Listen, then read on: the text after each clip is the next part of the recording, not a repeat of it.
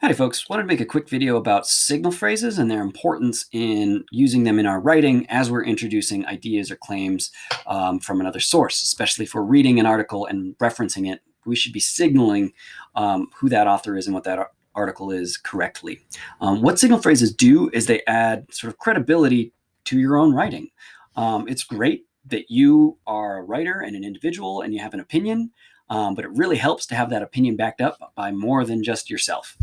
So pulling in information and letting people know, like, hey, this information came from this thing and it supports my claim, makes your claim that much stronger, makes your argument that much stronger.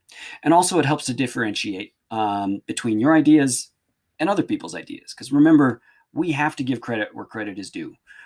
We can't take someone's ideas and pass it off as our own. Signal phrases are a way to prevent that. Additionally, signal phrases help us differentiate, especially if we're not using something to back up our own ideas, right? I might be writing along, I might bring in a counter argument to say like, hey, this person says this. And then in my writing, I might say, here's why it's wrong, or here's where it's an incomplete thought. I might kind of be attacking their idea. And if I don't correctly use a signal phrase to introduce this like opposing idea, my reader is going to be very confused because they're going to be like, okay, I'm with you. Now all of a sudden I've started arguing the other side. Doesn't make sense, right? Let your readers know that this isn't your personal idea. This is coming from somewhere else. So here's what they look like. In my writing, I might be typing along and then all of a sudden see, according to James Popham, the Educational Foundation, in a 2016 article, blank, right? And this has indicated to me, okay, this is no longer Mr. Restad's idea, because I've got the author's name, I've got their occupation, I've got their date, I've at least got the title of kind of where they're writing from. And all these things aren't necessary for a true signal phrase, but the more information you have, the more reference that your readers are going to get. So like minimally get your author's name. But if the first time you introduce that author, you can mention dates and occupations and like basically why they're credible to write about what they're writing about, is always really helpful. So here's some examples from kind of worst to best.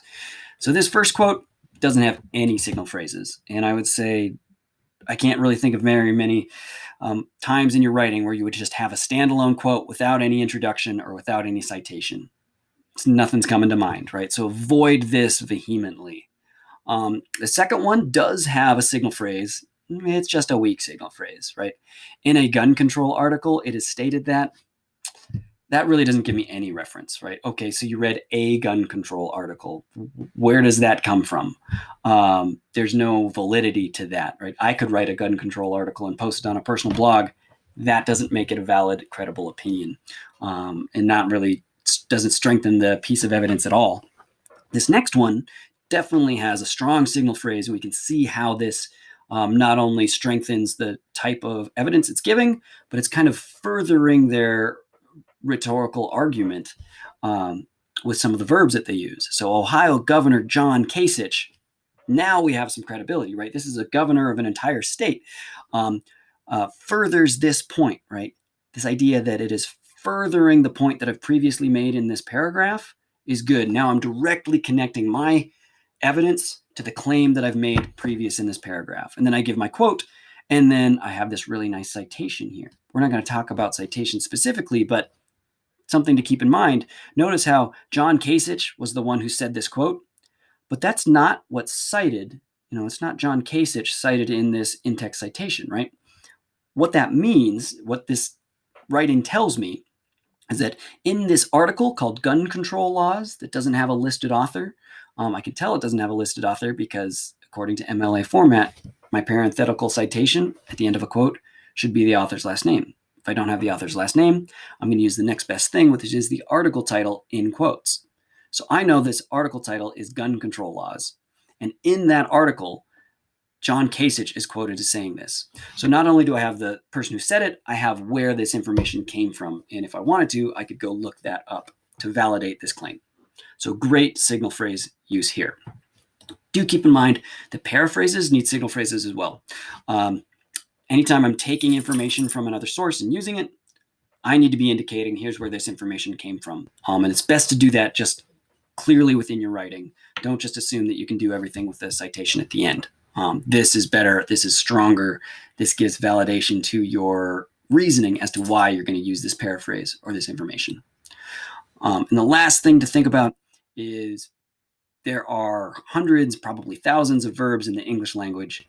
Let's start picking some strong ones, right? I've got this quote here, and I'm saying the writer, Mr. Restad, blanks that black coffee is the true drink of refined human beings. I could say says in there. I could say tells, but there's a lot stronger verbs that could be used to relate how Mr. Restad feels about this thing, and also how I'll be using this in my own writing, right? So argues or asserts or observes. Maybe it's a researcher and they've observed this fact, right? Observing and asserting are two different things. And this helps build nuance and sophistication in our own writing. If I can use a verb that really directs my readers to understand what's happening with this quote, that's going to bring my writing level up.